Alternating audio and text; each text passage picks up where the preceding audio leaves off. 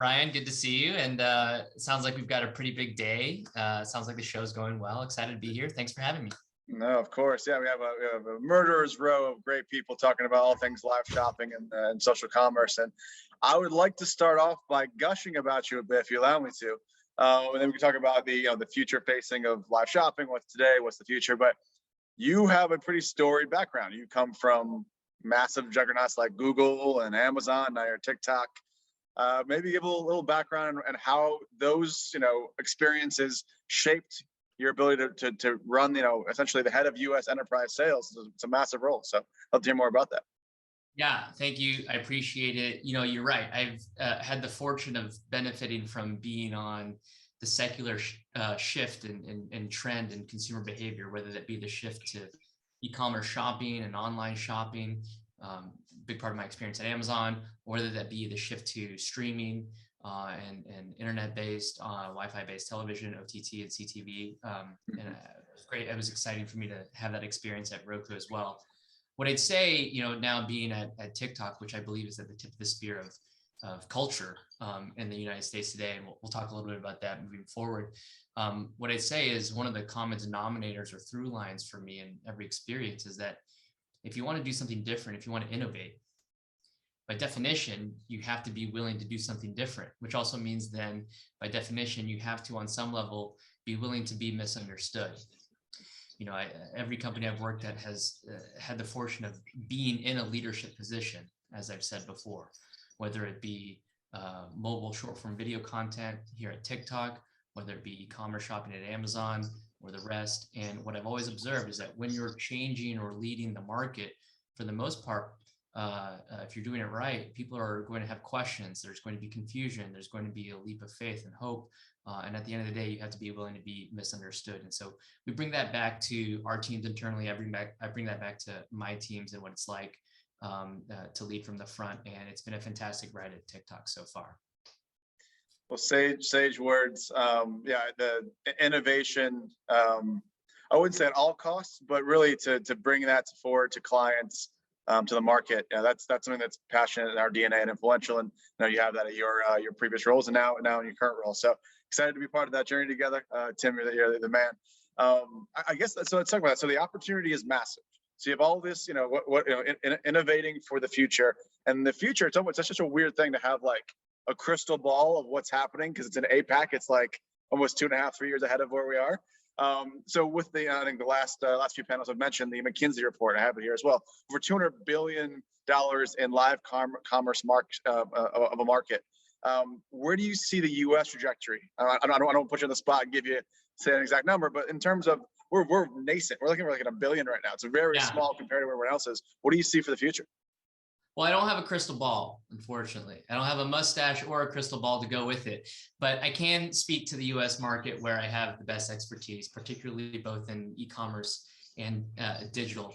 And what we know is that over the last several years, we've seen an acceleration in the shift to e-commerce buying, largely at the expense of in-store shopping. Now, I believe that the shift to e-commerce has done an excellent job of democratizing buying. But at the same time, we've lost the spirit of shopping, right? Shopping is at its core a luxury activity, a leisure activity, something that you do with your friends and family for joy, perhaps even in the same way that we might share a fun video with our friends or a fun TikTok with our friends and family for joy as well. So if you look at TikTok, our mission is to inspire joy and spark creativity. So we believe that TikTok represents an opportunity to combine short form video entertainment together with the next era of commerce, live shopping. So with shoppable lives, we are building an experience where brands can showcase their creativity and personalities in a new way, and people can easily go from discovery to purchase. And it's this marriage between entertainment and commerce that we believe has prompted a shift in mindset across the industry. All in all, our teams are excited to continue building an e-commerce marketplace that brings together brands, buyers, and creators all within the TikTok platform. Well, I think it's all comment, but yeah, well said. Before we talk about some of those best practices and ways that's going to come to fruition over the next few years, I just two people in the business trying to figure out, why do you think we are, I don't want to say we're behind. US has not, jumped in as big as some of the other spots in China. Do you think it's consumer behavior is just different here? Do you think it's the technology hasn't caught up? Like, what do you think has been like the reason why we're not where China is? Well, at first impression, like if you look at it from a brand's perspective, right, separate from consumer adoption, at first impression, I think that shooting your first shoppable live is super intimidating for a brand, right? Well, we have a lot of brands like Ulta, Walmart, and Hollister. They found incredible success with shoppable lives on TikTok. They've all gone through their own learning curve, right, and experiments in order to make the format work for them. So ultimately, the common denominator across any brand who has successfully launched shoppable lives, and we have plenty that are helping drive consumer adoption. What we've seen is that the commitment to making the shopping experience feel native and organic to TikTok is what works. So all of the work that a brand puts into defining how they want to show up on TikTok through their own account, finding your own voice, responding to your audience, staying authentic to the brand promise that you have. These are all parts of the TikTok organic strategy, if you want to call it that, that will extend well into shoppable live formats. Now, the only difference is that live shopping, and you've noted here that this is something we're seeing in other markets. The only difference is that live shopping now allows for a brand to establish their presence and now seamlessly integrate their products from their TikTok shopping experience into a live session. This lets merchants connect with their audiences in real time. It helps users buy what they discover while watching a brand's stream. And in fact, we recently uncovered that TikTok is 52% more likely to help users hear different perspectives from what they normally hear. So we believe that we can continue to represent a platform for discovery and inspiration, and now live shopping gives users the opportunity to learn about, engage with, and finally shop from the brand. We think that's what's going to drive consumer adoption. Well, I love your POV on this.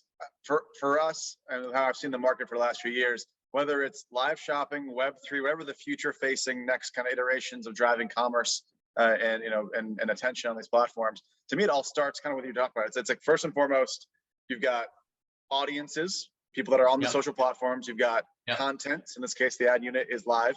You've got creators, and then you have measurement. And really, you guys, in a very short period of time, you guys have obviously pulled a lot of products together. And this one right here is exciting. I guess in your mind's eye, is it if you're a brand, is it about, obviously just get into it and test it? Is it really about going in with a plan to have it go live on a daily basis, weekly basis, monthly basis? What's the consistency piece? Because that's such an important part around the strategy. Yeah, we have some brands who commit to weekly live streams. I would say it's it's not an insignificant lift, right? And you're right. Before you commit to a weekly live stream, you're going to want to know who the audience is that you want to reach. How are we measuring success? I think you hit on all of those pillars of success, appropriately, Ryan. Like the content, the creator that you want to use. Here's what we tell our customers and advertising customers, really, in terms of what might be successful. We call it Thrive on Live, and there are 5 ingredients that go into making a successful live shopping experience. The first is pretty simple, right? Define your goal. I say simple to say. I think it's very difficult to align on. Define your goal before your format. What are you ultimately trying to achieve by going live? Knowing your goal as a brand will help determine which format is best, as the TikTok community is interested in a wide range of concepts. Now, when I say format, I don't mean live stream. I mean, are you going to run a how-to live stream, an in-depth review? Are you debuting or featuring a special shopping event? Understand what those goals are before you go into your live stream. Second, this sounds simple. It's so important. Make sure that your host knows your product inside and out. Meaningfully frame your products, share the benefits, answer questions, get the most out of the conversations that you're having. Third, we've talked about this as of late, engage with your audience during the live stream. What other opportunity do you have as a brand to speak directly to those who are interested in your products, right? I can't tell you how often we hear brands say, hey, when we respond to our fans in live streams, they get the sense that they are actually in the store shopping with their favorite creators. It's a really powerful part of the live stream experience. Fourth, a great way to drive up engagement in a shopping event is to consider a promotion, show off your best-selling products. And then fifth, I feel like I need to say this after a lengthy diatribe of what might be on a long to-do list. But fifth, finally, have fun, experiment, right? TikTok is all about entertainment, inspiring creativity and joy. Live lets your brand shine this way with the authenticity that the community loves, and play around with it, experiment with it. By the time you get to a weekly live stream, to take it back to your question, Ryan, hopefully you've had a couple of live streams just to, test the waters a bit, have fun with it. I love that. I'll do a plug for you guys. How would the people that are listening right now get that kind of education? Is there a place they can go in? Because that 1 through 5 list right there is gold. Well, we have our own blog, right? There's plenty of content and material for anyone out there to take advantage of on our TikTok for Business blog. So I think that's a really great place to go. The second thing I'd say, a lot of our customers have dedicated reps throughout. There's a number of us here, and reach out to them, identify your rep, and set up a call, have a question, have a consultation, and we're happy to help hold your hand. I loved your in the 1 through 5 talking about how they feel like they're in the store, they're with the brand. It's funny because I keep thinking about APAC. It's just off the cuff. I've seen those examples, and I think there's actually, even for those that are not aware of it that are listening, there's entire schools, I believe, teaching people how to essentially become hosts. Not even creators, just like hosts to do this. And a lot of retail people in the stores in China are actually, when they're not helping customers, they're back online just selling. Do you see that? Is that a future we think is going to happen here, where they go in the mall and half the time they're behind the ring light? Well, you're hitting on something that's super important, right? Which is the power and influence that creators have on the shopping experience, right? Now, while I can't say anything that hasn't been launched or speak to anything there, but what I can say is that TikTok is a place where, as you say, creators and users are responsible for the conversation. Okay, for brands, what this means is focusing on listening, adapting, and evolving with our community. Those are the 3 most important things: listening, adapting, and evolving with the community on TikTok that your brand speaks to best. More interesting now is the truth that TikTok drives culture. Okay, I'll say it again, TikTok drives culture. And so if you think about it, if advertising 20 years ago was about digital transformation, right? The shift to mobile content consumption at Google, the shift to e-commerce buying at Amazon. If that's what advertising was 20 years ago, and therefore shopping as well, then perhaps advertising, marketing, and shopping in the year of 2022 is actually about cultural transformation.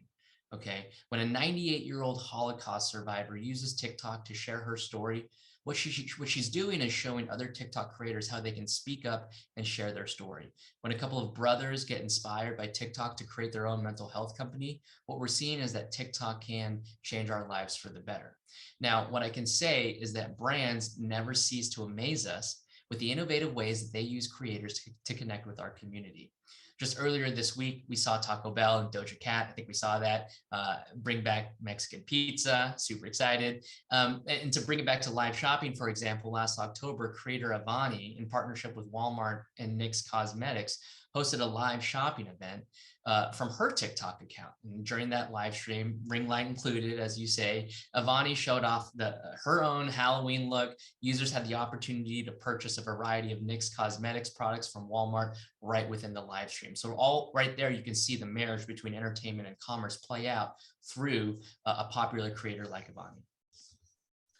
And you talked about examples, and these are really great examples. And Mexican pizza has, I'm glad they brought it back. It's like Crystal Pepsi. It's like a millennial, dream.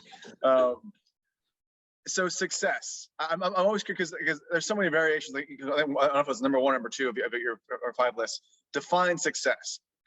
When you're talking to the Hollisters before they see success, are you saying this is now just a way to engage with fans, and whether sales happen or not, it's kind of irrelevant? It's about just getting consistency. Or are you walking in and saying the tools that are being built and they're built today is about driving a lower funnel solution? It's a great question. And to be honest, you're probably not the only one out there asking that question.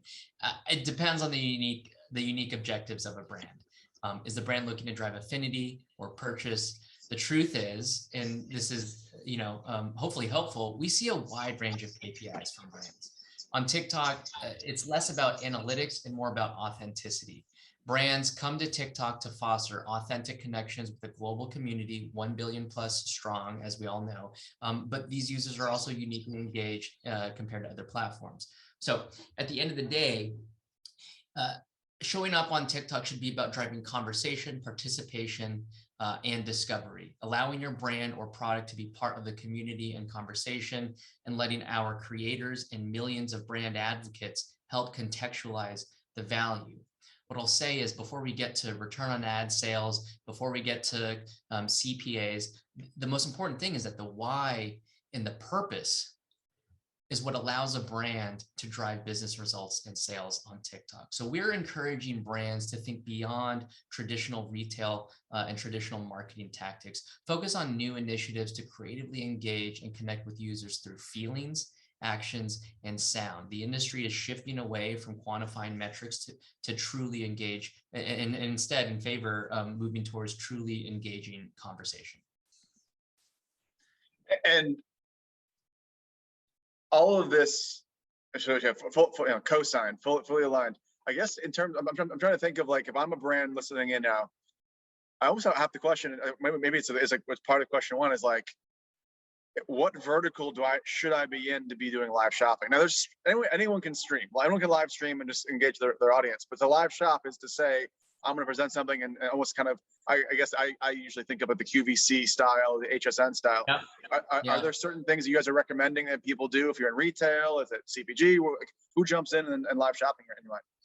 Well, you would think, right? We get plenty of traction and adoption of live streams from our retail partners, from our CPG partners as well. But the truth is, brands from all verticals have found incredible success on TikTok, from big box retailers to heritage fashion houses to even traditional automotive brands, even the mom and pop shops down the street. That's the best part. We're democratizing creativity and access to community. That's a big part that we believe TikTok plays in. And it's not just for brands who have storefronts today. Most notably, I'd say, is the shift in mindset that we're seeing in marketing across a number of these traditional verticals, industries that are notoriously traditional in terms of their advertising strategies. We don't view advertising and creative as a 30-second TV spot anymore. In fact, we can take an automotive brand like Hyundai, for example, and look at what they're doing on the platform. They are realizing the power of co-creating alongside the TikTok community. I believe I saw just the other day, Hyundai had tapped creator Angry Reactions to duet the brand's new Ioniq 5 with his signature, let's call it quote unquote, angry take on the car's new commercial featuring Jason Bateman. Yeah, one of my favorite creators. He always asks me stitches, whatever, branded content or otherwise. That's one of the, again, just kind of sidebar. That's what I love about TikTok and any short form video content. That's what changed. Previously, it was all static and a lot of like aesthetic imagery, and that was kind of the IG or early Facebook days. Now it's really like, as long as if it's good content, branded or otherwise, people don't care. We have campaigns we run very consistently that actually outperform their organic like numbers because people glam onto it, despite having a hashtag ad, hashtag sponsored, FTC compliance. And it's a great segue into my next question, which is, where do creators fit in your mind in this live shopping, landscape? Where do they fit? I put them at the front of the ingredient list. Trust creators, right? Creators allow you to put your brand in front of new communities that have been formed by creators themselves. We talk a lot about authenticity. I would say that's the word of the year almost, if I could pick one. Now, the way to tap into and show up authentically is by using creators. Creators as a whole are a whole new audience and communities for brands to cater to. Creators know what resonates with the community, so they are a great asset to have when approaching the platform and new creative for the first time. We've shared a few results from our recent culture driver study with Flamingo. We have some great insights to share just in terms of how our audience engages with and perceives TikTok creators. For example, we know that the TikTok community loves seeing familiar faces on the platform, especially when brands engage in creator partnerships. 63% of users like it when brands show TikTok creators in their videos. Just last week, I think we saw with Poshmark, they hosted their own live with their own first creator-led hosted live shopping event. And what we saw is that a fashion creator named Kelsey Couture hosted an Earth Month themed shopping event. And what she did was highlight the sustainability of secondhand clothing by going through her closet and deciding what to sell and what to keep. So that's something that I think someone like Kelsey Couture could say authentically in a way that a brand maybe couldn't, right? And I'm most excited about TikTok, or we've been part of the guys since like even the Musical.ly days when you guys actually acquired them, is the creator first mentality. And in fact, you guys create a ripple effect. All the other platforms had to jump in, make their own funds or figure out ways to really glam onto the lifeblood, which is the ecosystem of driving, whether it's eyeballs, trust, just fun, cool content on the social platforms. So I guess to kind of expand on what you just said, do you see a future where not just our brands using influencers, creators to do their own branded live shopping campaigns? Are creators going to essentially have their own outlet just to sell their own wares, their own kind of, I don't know if it's white labeled products or whatever it is. Is that where you think this is going to become an SMB and kind of micro play as much as a big box play? Well, no, we don't have anything to share, nothing game changing there. What I'd say is, as has been part of our roadmap and innovation to date, the marriage between creators, brands, and users on the platform will continue to be the primary bellwethers and guiding forces behind where we choose to develop the platform and our products moving forward. Got it. Well, if you can give any advice to those that are listening, small business or big brands alike, what would it be? I mean, you kind of gave the 1 to 5 already, but is there anything in particular like that they should be doing to just kind of kick it off, get a bat off the shoulder? Yeah, let me think. The Thrive on Live works well, and we'll have some materials to share broadly along those lines. What I'd say is start small, right? I think there's a lot of pressure for a brand when coming onto TikTok or when putting some effort and elbow grease into something like a shoppable live to hit a home run. In reality, again, let's remember, like, the creators that are on the platform who are most popular are not A-list movie star celebrities. There's this thing that we talk about at the company a lot, which is the idea that big dreams are born out of small places. You could probably go viral if you want to one day, Ryan, if you put a little bit of some thought into some of your TikToks. And the goal is to have a brand show up not as an advertiser, but as a creator on TikTok. And it starts by experimenting. Some of the best brands with the best TikTok accounts that we know of and on the platform start by throwing out a couple of small TikToks. Maybe they're playing around in the back room with some stock inventory that they have laying around. Try not to overthink it and start small would be my best advice. Well, let's just switch the conversation to how do you make me famous? That's all I care about. I'm kidding. Well, what I'll say is I'll take any tips I can get too. My followership, I could benefit from a little bit of a boost too. But I got no extra tricks for you, my man. I'm sorry. Man. All right, next time. So let's go back to the. What you should do is find a good agency if you have one that can help marry you with a brand if you know any on hand. Maybe, possibly. So for the brands and how they can best kind of get their bat off the shoulder and move forward. You mentioned obviously getting micro, macro, or mega size creators. Really, the more you can start small and not spend that much money. From your, I don't know if you have any, if you can share about. You've seen so many case studies from all the things that are happening on the platform. Would you say that the more kind of HSN, QVC style produced version, where it's kind of like, very, I don't want to say sterile, but it's more sterilized, it's more produced versus more just someone just kind of going live in their bedroom? Is there have you seen any difference in measurement or in good KPIs, or is it all kind of a hodgepodge? Both works, right? I've shared a few examples, like I mentioned, of, I'll call it fairly high produced. The Poshmark example was a well-produced live shopping experience. Candidly, we've also seen retailers use some of their associates in their live shopping events, right? These are folks who work at the store every single day. They bring product into the format, into the live stream itself, and they do it all from their mobile phone. Maybe you have a ring light, right? But the production quality in terms of what we're investing into the live stream might not be as high as that of a 30-second TV spot. So depending on what the brand or the team is working with, we found a way to make it work, either highly produced or low effort. Got it. Great. Well, so when I deal with the whether it's the brand or the agency is figuring out what is the best way to get live and go forward, the first question I always ask is, all right, well, this is new territory. What are some of the ways that you guys can help with brand safety concerns? How do we actually solve for that first kind of the fear of the unknown? Yeah, it's a great question. I mean, what I'd say is fear of unknown is, on the one hand, par for the course for anyone who wants to do something big and exciting, right? But I hear you. There's a lot of exciting opportunities awaiting brands. Brand safety is a top priority for us. Now, we believe that keeping your brand safe starts with keeping our community safe. That's what we can control at TikTok. We're not in a place to define brand guidelines for the brand themselves, right? But we believe that keeping your brand safe starts with keeping our community safe on TikTok, so that people can continue to authentically express themselves.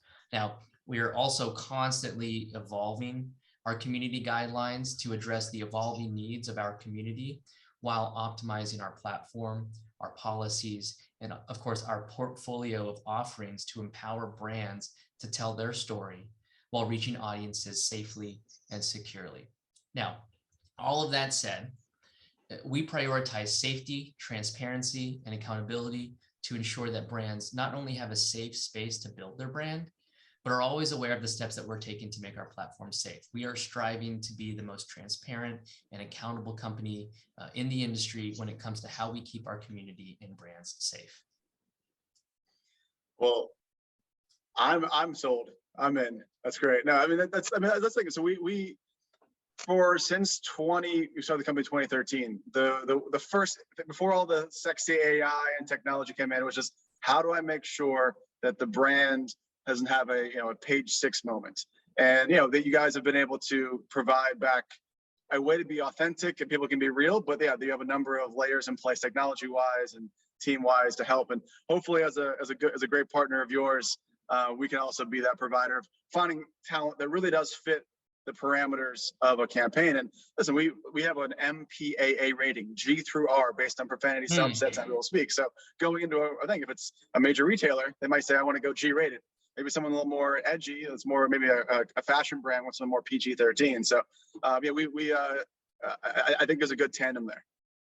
I think those ratings are super helpful, right? Again, what you're doing is helping a brand show up as a creator, right? Creators go through that same thought process themselves. Every creator has their own voice, their own swim lane, their own way that they like to show up and identify and align with an audience or a community that's popular on TikTok. The ratings that you all are putting out have been super helpful and valuable in onboarding new brands, right? Love it. Well, so other kind of advantage. So advantage you guys have provided to brands is brand safety.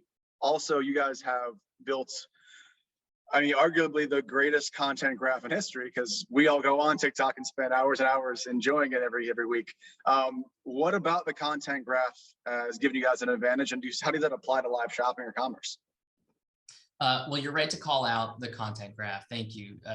Just to put a finer point on it, TikTok is uniquely built on an interest graph, and that's in contrast to a social graph, which means that our users are naturally and authentically discovering, engaging, and creating things that are interesting to them.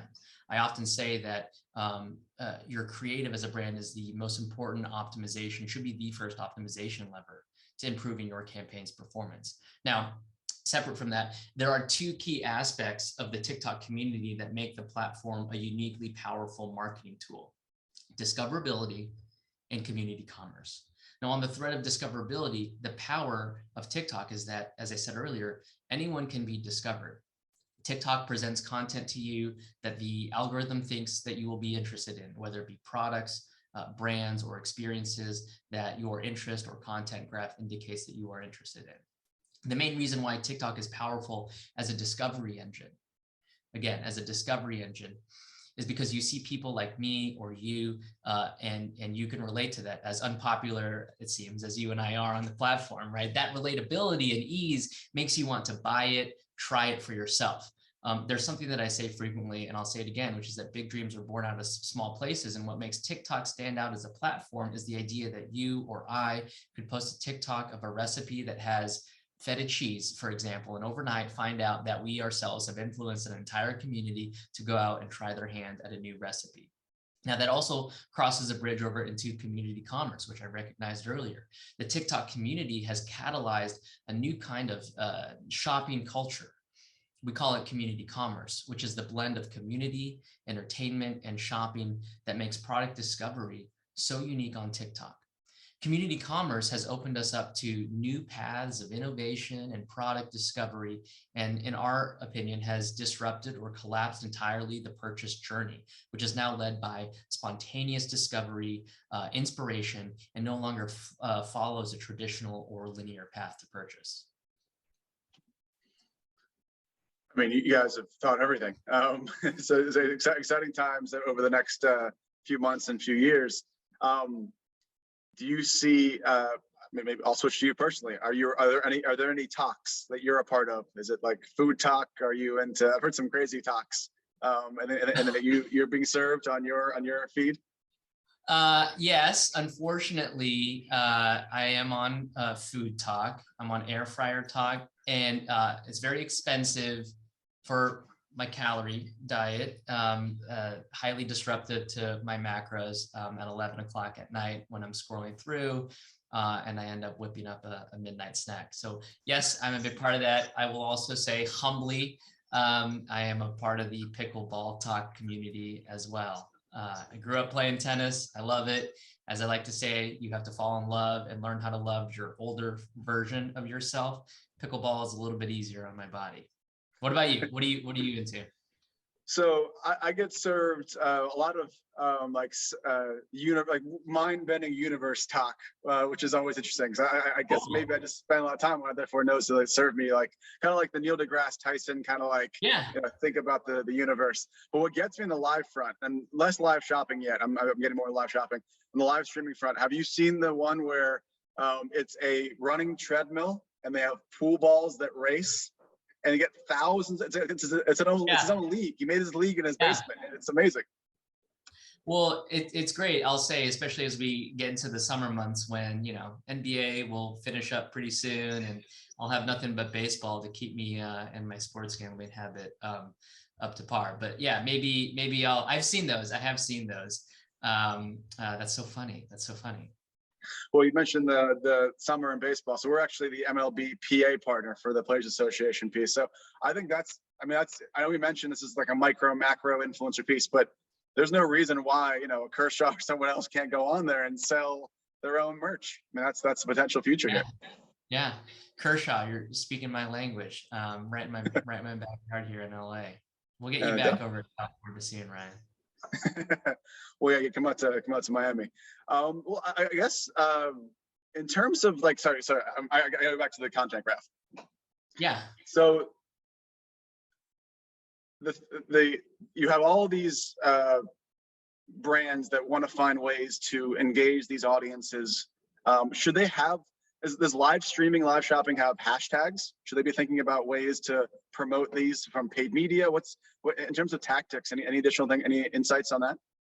Sure. We have some really powerful hashtag targeting capabilities, right? And so everyone who spent anything more than, let's call it 5 minutes on the platform ends up falling into what we call a sub community, whether that be a sci-fi talk or what was it that you had? What was it? Universe, Galaxy Talk. I don't know what it is. Yeah. Universe, Galaxy Talk, or whether it be something as small as pickleball talk. So we really look at communities and hashtags on the platform as this generation, this era's version of demographic targeting, right? Of course, we know that there's a tonnage of users, over 1 billion strong, again, on the platform, and hashtags, and therefore hashtag targeting, usable and applicable for any brand's campaign, allows you to identify the community that you want to speak to. And then, of course, all of the measurement comes on the back end of that, right? So you can go as precise as and narrow as pickleball talk, or as wide as something big like beauty or skin talk, and other popular sub-community on the platform as well.